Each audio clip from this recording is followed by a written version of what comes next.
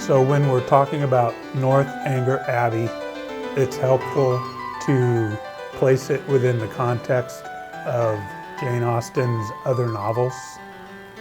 There are two different ways of looking at the canonical 6 Austen novels that she wrote. One way to look at those 6 novels is the order in which they were published and the order in which they were written. When we're looking at Northanger Abbey, it's kind of interesting to note that it was written after Pride and Prejudice, which feels a little strange because we're all introduced to Pride and Prejudice first, but we think of the heroine as someone who's a little older than the heroine in Northanger Abbey. So we learn about someone from Jane Austen who's actually older on her earlier novels, but then we learn about someone who's younger on a novel that comes afterwards. Anyways, so when we're talking about Catherine Morland, we are talking about someone who is younger. And it's helpful when we think about the context in which it was written because of the technique that Jane Austen uses to write her novels. So what we have in Pride and Prejudice is a novel where we learn about Lizzie as she interacts in her situations that are presented to her, and we know more about her as she develops her personality and her realizations and the different things that we see her being confronted with. By the end of the novel, we know who she is through that process. Whereas with Northanger Abbey, we have an entire chapter, the opening chapter, chapter 1, is devoted to an expository event from when Catherine was born.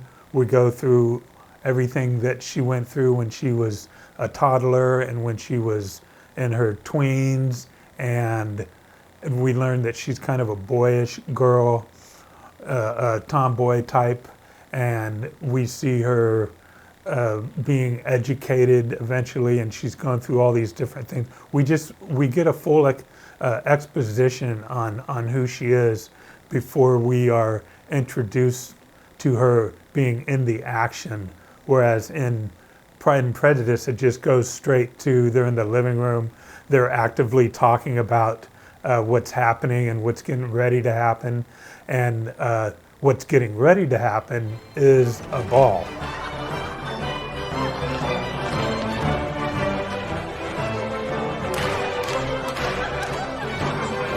So it's interesting to note that both of these books do approach the heroine by introducing us to her, and then immediately we thrust her into the ball. Now the differences between these balls for Elizabeth and Catherine is that Elizabeth is older when we see her at the Meryton Assembly, but Catherine is being introduced into society. We see Jane kind of distinguishing her heroines in these early chapters, like for instance with Elizabeth, she's known for being kind of smart and she's the favorite of the father. Whereas here we have terms like she's nothing heroic. Catherine was into boys' play. She was occasionally stupid. She was almost pretty, and this is leading up to being 15 years of age. And then it's at that point to where we're anticipating Catherine's introduction into society that we see her being formally educated. And four important poets of English literature are mentioned specifically in that first chapter, and it comes with quotes. We can't have her going into society being this sort of occasionally dumb little girl. She has to be potentially educated and grown up. She's basically being prepared or instructed or being, inducted into, as crude as it sounds, the marriage market. That's the way it would have been for women at that time.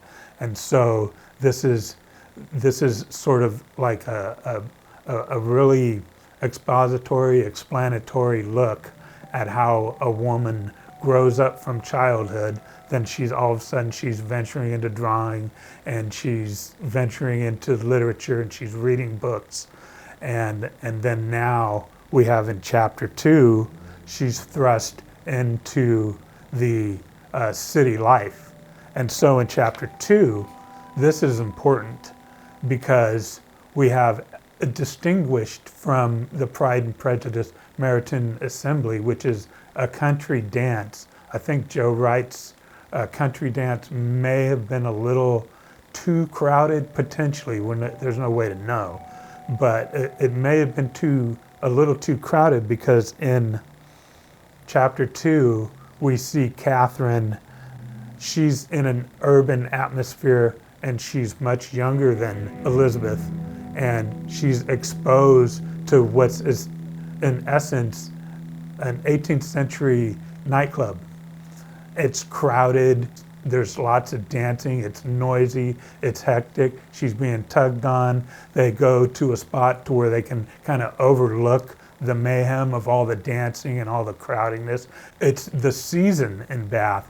And what Bath is, it's renowned for its mineral waters, its hot springs, and it's a place where people go to sort of all different various kinds of reasons, including the notion of healing from the mineral waters that come from these Roman baths.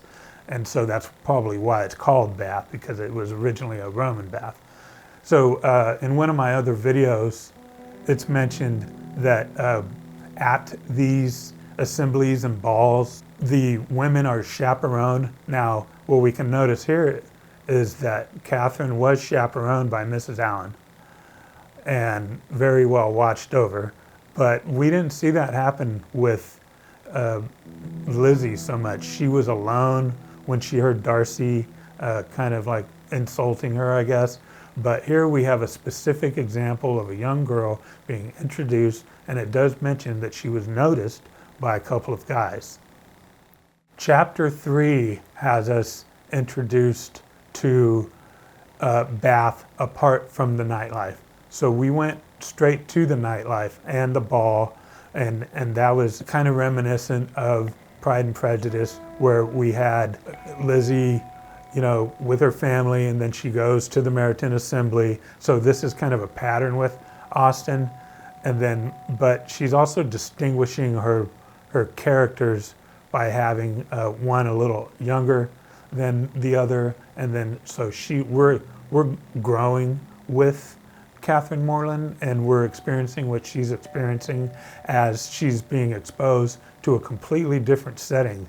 Pride and Prejudice is a country setting, and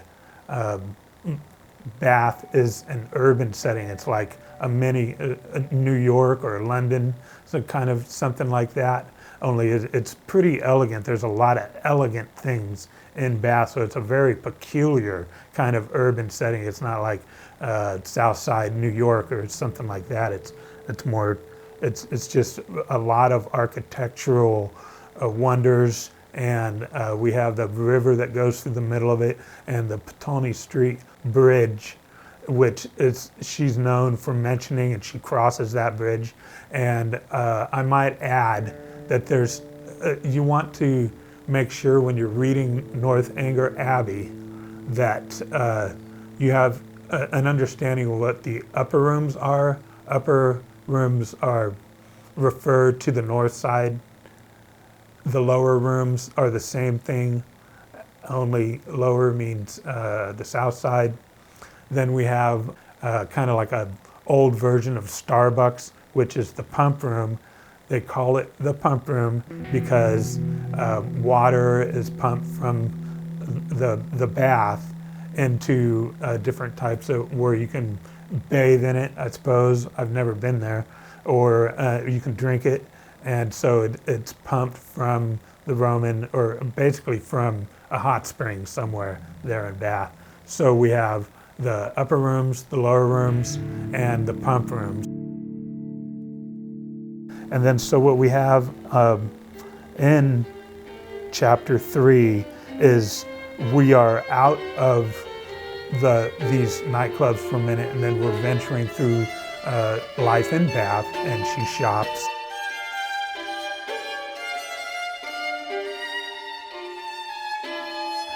After she goes shopping and we see her in Bath, then we're in the lower rooms, which is like the other nightclub apart from the upper rooms. This is where the hero is introduced, and so it's kind of a familiar pattern where we had Pride and Prejudice, we had introduced Lizzie, then we have the ballroom, then we have Darcy, who's the most miserable person in the world. Here we have expository Catherine Morland, then we have nightclub, and here we're introduced to Henry Tilney, and he has a personality of his own that we learn of immediately because he makes assumptions. "I see what you think of me," said he gravely. "I shall make but a poor figure in your journal tomorrow." "My journal?" said Catherine. "Yes, I know exactly what you will say.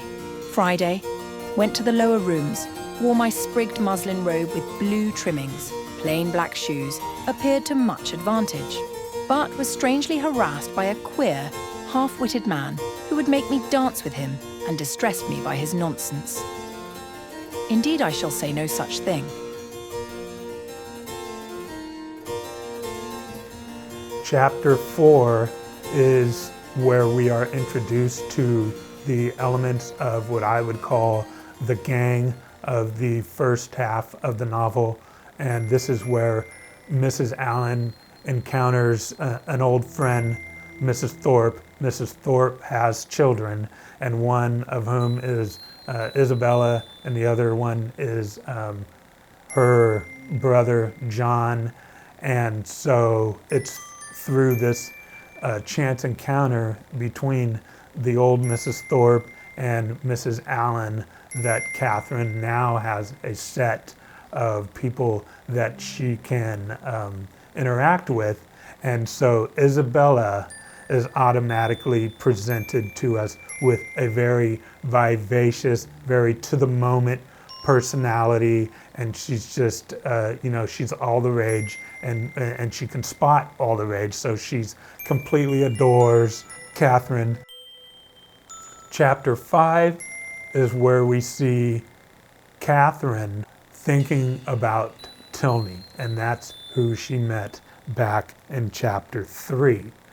And so she realizes that she admires, or she feels something, a kind of connection. She's moving about the town of Bath, and she's got her eye out for Henry Tilney, and he is not to be found, and she's wondering where he is. So she's got kind of this anticipation and a kind of wonderment or just curiosity about someone that she was interested in.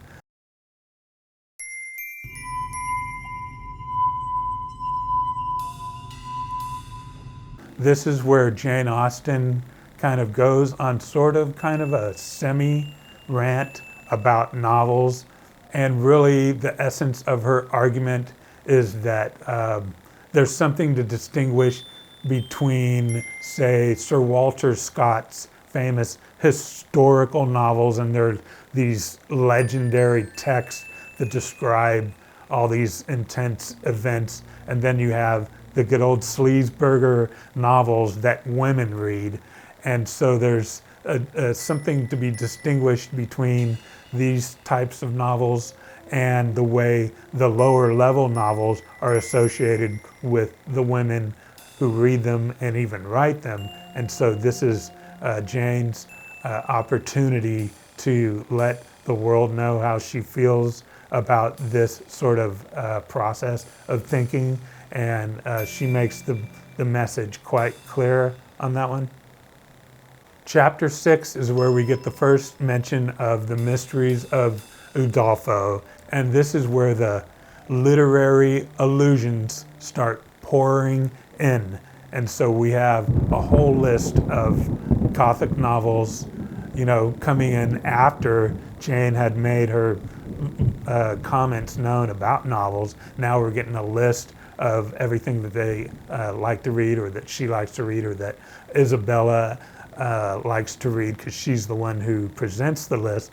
Catherine's all for it, and we get the whole list. And we also get a reference to Miss Andrews, who's a friend. She's mentioned here in the context of being a real person, but we all know that Miss Andrews is Miss Pamela Andrews from, of course, Samuel Richardson's Pamela, who we all love. We also get a reference to Tom Jones, the child who was left on the front door step, and we also have reference to the monk and Sir Charles Grandison, maybe a few others. So this is one thing that one of my professors loved. He loves it back in the old day when authors would mention other authors in their work. That's called the act of making an allusion.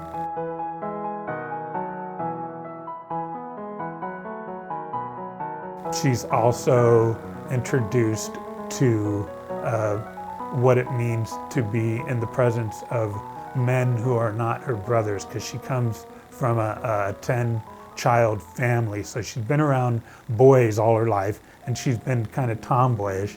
But now she's entering this realm where she needs to confront what it means to think of men in a different way.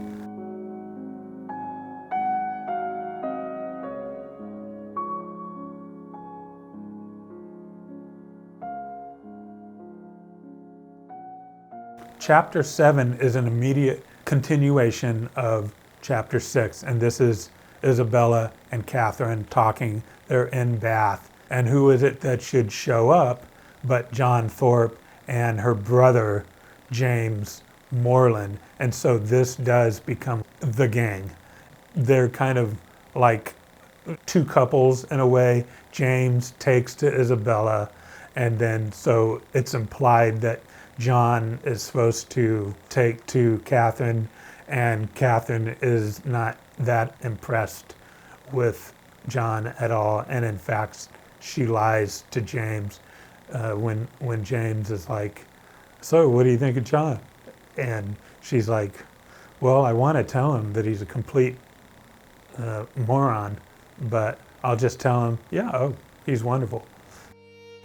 Chapter 8 is where we return to the upper rooms. Here she sees Tilney again, and she's totally, happy that it's about to happen, that she's gonna dance with him, but she can't.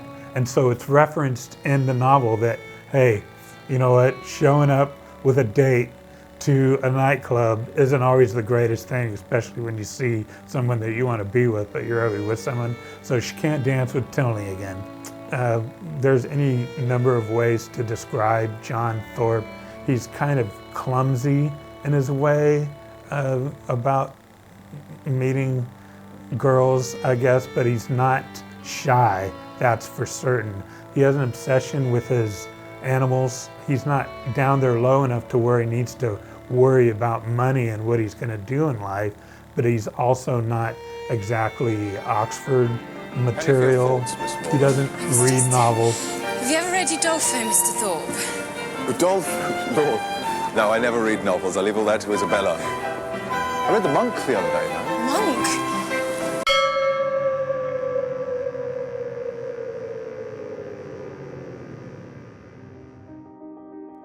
One thing that does happen is back in my video where I talk about the assembly rooms and what they were like and what they meant for women back in the day. Here we're mentioned specifically about the rules by Isabella talking to James that she can't dance with him more than twice because then it'll look like a scandal. So here we have proof, an actual observational literary proof of some of the things that I was mentioning in that video, and that would have been the video on the Meriton assembly if you want to check that out. So what we have is the first 8 chapters of Northanger Abbey. Remember that Book Time Learning is dedicated to the study of writing and literature. And thank you for watching.